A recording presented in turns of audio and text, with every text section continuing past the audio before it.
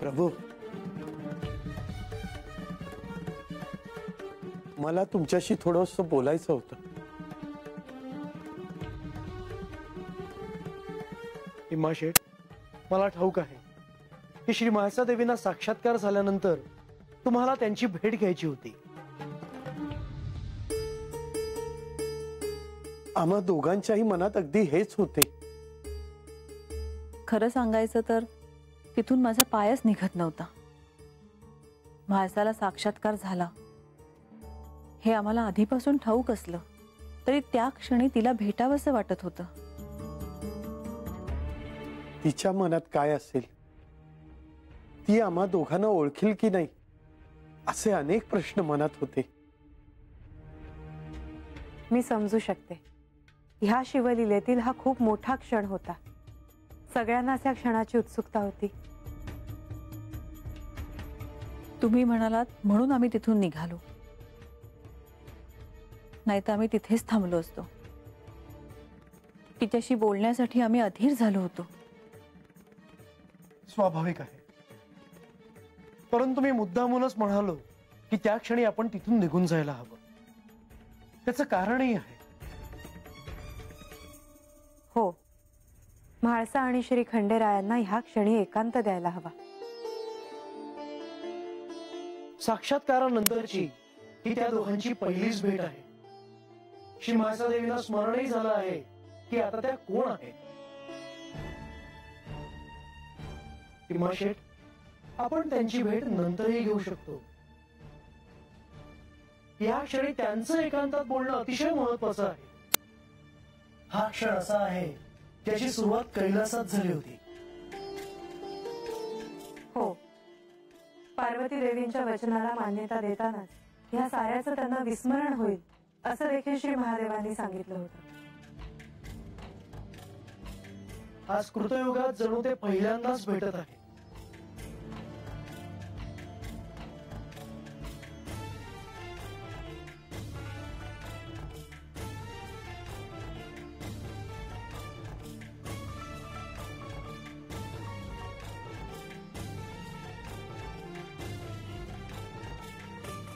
म्हाळसा देवींना त्यांच्या गतजन्माचे स्मरण कधी होणार याची सारी सृष्टीच आतुरतेने प्रतीक्षा करत होती. होय कुमार, माझ्या मुलीने म्हाळसा देवींच्या रूपाने या भूतलावर अवतार घेतला.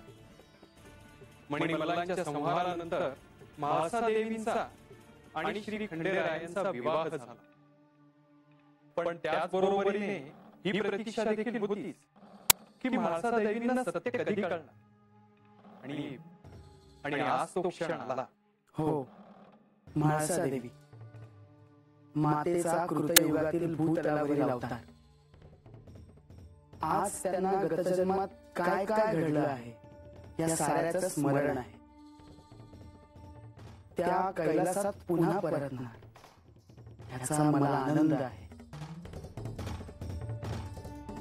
श्री महादेव आणि पार्वती देवींच्या आगमनामुळे पुन्हा कैलासातील गणांना, भक्तांना त्यांच्या आगमनाचा सोहळा पाहायला मिळणार. सर्वजण त्यांची आतुरतेने प्रतीक्षा करत आहे. खरं आहे, श्री महादेव आणि पार्वती यांच्या निवासामुळेच कैलासाला शोभा आहे.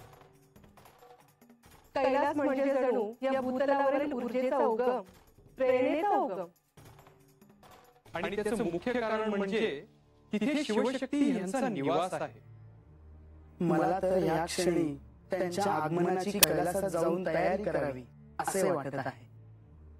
ह्या आधी देखील मातेच्या खूप काळ वियोगाला मला सामोरं जावं लागलं. पण आता त्यांचं कैलासात लवकरच आगमन होईल कुमार कार्तिकेय.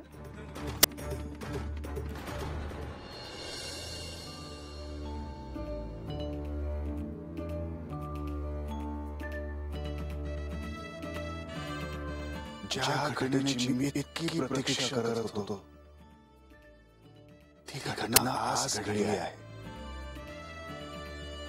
गतजन्मात मी कोण होते हे मला कळलं. सत्याला मी सामोरी जाते आहे आणि सगळ्या घटनांचे संदर्भ मला उलगडत आहेत. मी तुला म्हणालो होतो की तू तुझे शब्द मागे घे, पण नाही, तू माझं नाही ऐकलंस. तुला किती सहन करावं लागलं. मी दिलेल्या वचनाप्रमाणे जर वागले नसते तर माझ्या शब्दाचे काही मूल्य राहिले नसते.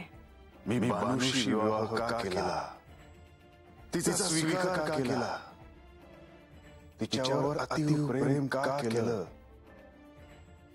हे तुला आता समजलं असेल. हो, मला सगळं आठवलं आहे. मी जयदेवीला जे वचन दिलं होतं ते खरं व्हावं म्हणून मी बानूशी विवाह केला. हे मला पटलं आहे. तुम्ही स्वतःच्या आनंदासाठी बानूशी विवाह केला नाही. आता तरी तुझा क्रोध शांत झाला ना? हो, मला क्षमा. नाही माणसा, आपल्यामध्ये हा शब्द कधीच नव्हता आणि यापुढेही नसणार आहे.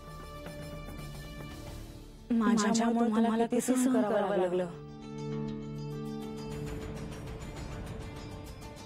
माणसाचं जे घडायचं होतं ते घडून गेलं आहे. आता त्याचा विचार कशाला करायचा? पण हे सगळं इतक्या सहज मला पुसून टाकता येणार नाही. मला मान्य आहे की सत्य काय आहे हे तुला या क्षणी कळलं आहे. त्यामुळे गत जन्मात आणि ह्या जन्मात ज्या ज्या घटना घडल्या आहेत त्याचे अन्वय तुला निश्चितच कळतील. आज मला ठळकपणे घटना आठवते आहे. मी तुम्हाला वृद्ध होण्याचा शाप दिला होता, परंतु त्याचा उल्लेख कशाला? तुम्ही मला का थांबवले नाही? मी तसा प्रयत्न केला होता, परंतु एका क्षणी जे काही घडेल त्याला सामोरे जायचं ठरवलं. कारण त्यावेळी सत्य काय आहे हे तुला समजलं नसतं.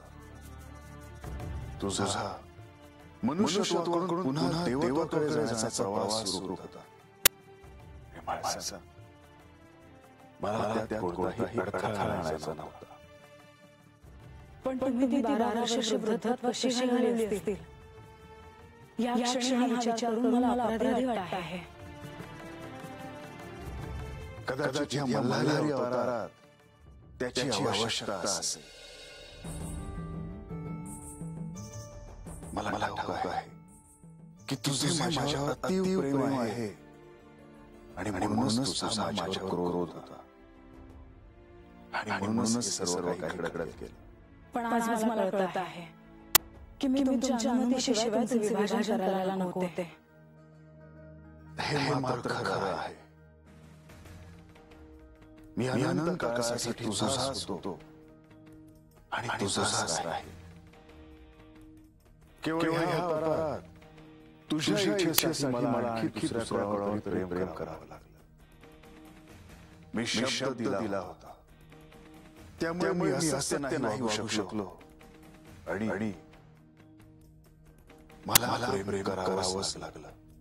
पण जिच्या सुखासाठी आनंदासाठी मी हे सगळं केलं. तिला दुःखच दिलं. परंतु जयाद्री म्हणून जिथे होती त्याही पेक्षा तिने स्वतःची अध्यात्मिक प्रगती केली आहे आणि तोच तर हेतू होता. मनुष्य जन्मातून देवत्वाकडे जाण्याचा हेतू होता. बानूने अनेक दिव्य पार पाडले आणि हे सर्व काही साध्य करता आले आहे. मी तिच्याशी खूप कठोर वागले. ती तुझी प्रिय सखी होती. तिच्यावर तुझे अतीव प्रेम होते आणि म्हणूनच तू तिच्यासाठी काही केलंस. केवळ तुला ह्याचे विस्मरण होते म्हणून हे घडून गेलं. माझ्या वचनाला काय अर्थ राहिला? आम्ही दोघांनी एकमेकांशी विवाह करून एकमेकांवर प्रेम करावं केवळ हाच हेतू नव्हता. तर ह्या निमित्ताने तिला आत्मज्ञान प्राप्त करून देऊन तिला अनंत काळापर्यंत शिवलोक प्राप्त करून द्यायचा होता. पण तसे घडले नाही.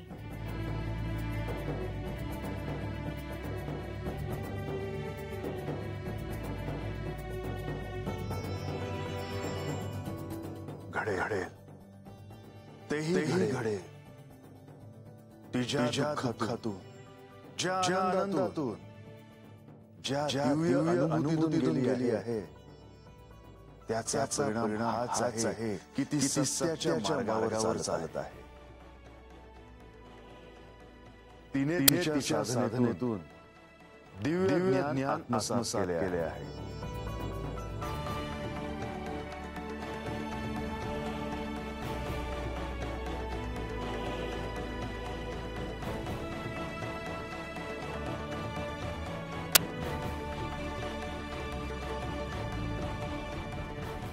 आज श्री खंडेराय आणि म्हाळसा यांच्या या भेटीचा क्षण खूप मोठ्या काळानंतर आला. श्री महादेवीला साक्षात्कार झाल्यामुळे सारं काही स्पष्ट झालं आहे. आणि हे का घडलं हेही त्यांना कळलं आहे. आता हे अवतार कार्य समाप्त होणार. देवी बाणाईला अजून सत्य कळलं नाहीये, परंतु म्हाळसांना तर सत्य कळलं आहे. आता त्या बानूला क्षमा करतील, कारण बानू हीच जयाद्री आहे हे त्यांना कळून चुकलं आहे. आणि म्हणूनच हे अवतार कार्य समाप्त होणार असं म्हटलं मी. देवी त्याबद्दल आपण काहीच सांगू शकत नाही. बाणाईबद्दल त्यांच्या मनातला राग हा कमी होईल, कारण आता त्यांना सारं काही कळलंय. परंतु पुढे काय होणार हे आता आपण नाही सांगू शकत. जरी आता काय होईल हे सांगता येणं शक्य नसलं तरीही माझ्या मते आता लवकरच ते कैलासासाठी प्रस्थान करतील. आणि ह्या निमित्ताने मला आणखी एका गोष्टीची आठवण करून द्यायची होती. कुठली गोष्ट? आता म्हाळसादेवींना साक्षात्कार झाला आहे. हो म्हणजे त्यांना सत्य कळलं आहे. आता आपण विष्णू लोकात परत जाऊ शकतो, नाही का? आपण जे बोलत आहात त्यात ते आहे खरं, परंतु याविषयी श्री खंडेरायांची चर्चा होणं आवश्यक आहे. मी नाही म्हणते आहे. आपण श्री खंडेरायांशी यावर बोलूया, म्हाळसादेवीशी देखील बोलूया. परंतु आता आपण विष्णू लोकात परत जाण्याची वेळ जवळ आली आहे असं मला वाटतं. देवी या क्षणी आपण कुठल्याच निष्कर्षापर्यंत येऊ नये. श्री खंडेरायांचं, श्री म्हाळसादेवींचं बोलणं होऊ दे एकमेकांशी, त्यानंतर आपण निर्णय घेऊ. मी नाही म्हणत नाही, मी केवळ माझं मत मांडलं.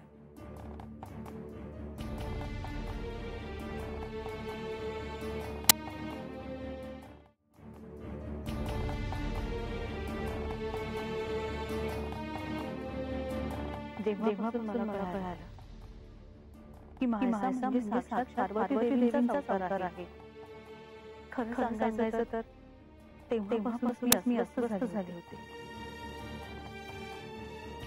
नकळतपणे तिच्याकडे माझा दृष्टिकोनच बदलला. स्वाभाविक आहे.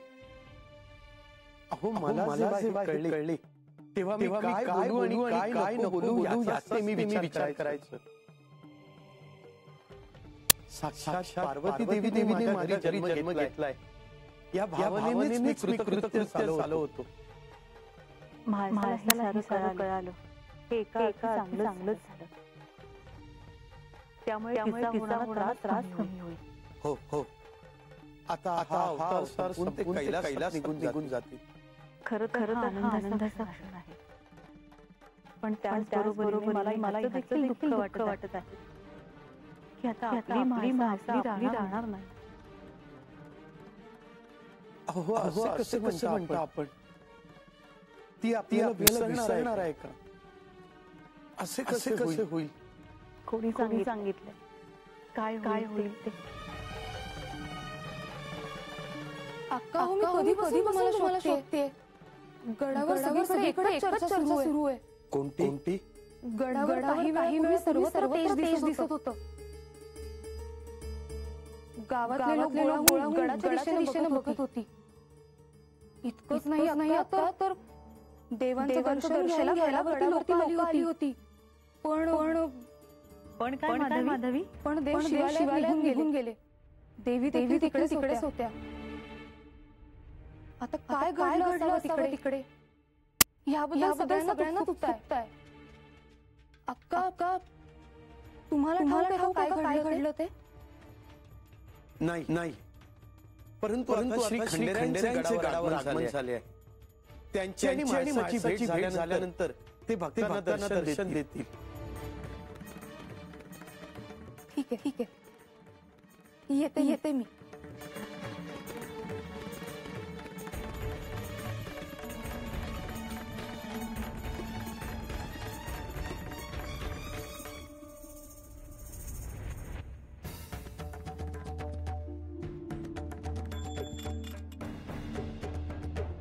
शुभम भवतु.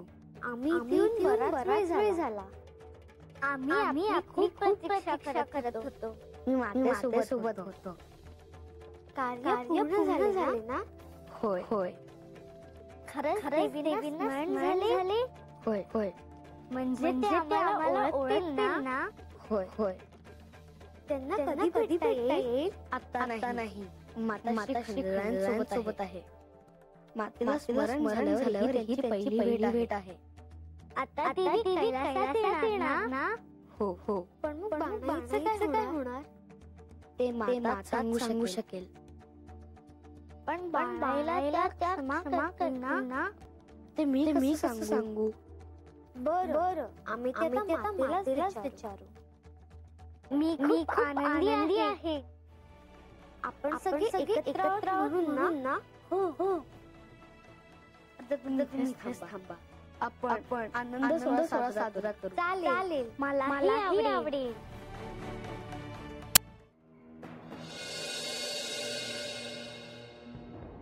अगे बानू, किती गडाकडे नुसती उभी राहायस?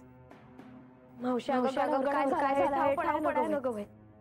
एक तर तो उजेड पडला समजे गेला आहे. वय आणि ह्यासनी विचारायला परत आला तिथे. बानू तुला ठाव पडलं ना? काय रंग्या? अरे सांग की धड. अगं देव आलं गडाव.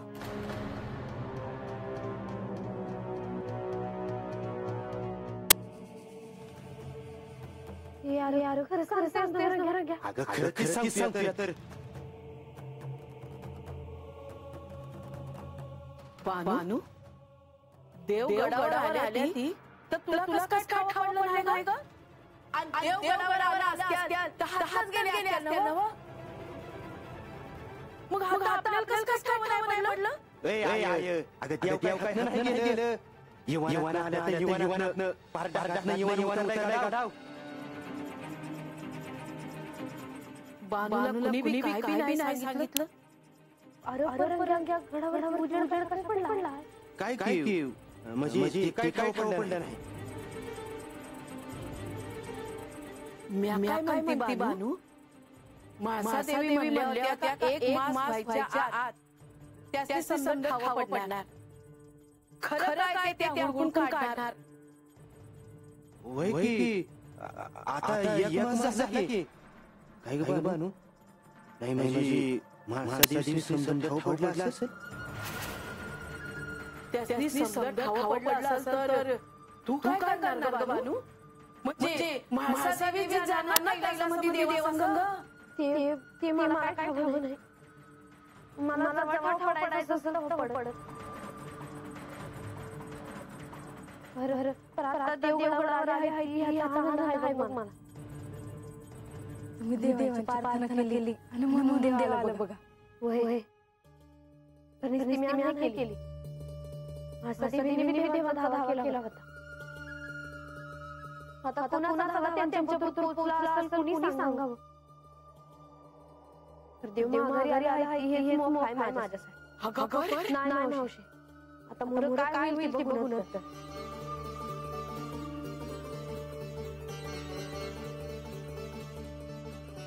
खरंच म्हाळसा देवीने खरं काय आहे ते ठाऊक पडलं असेल का?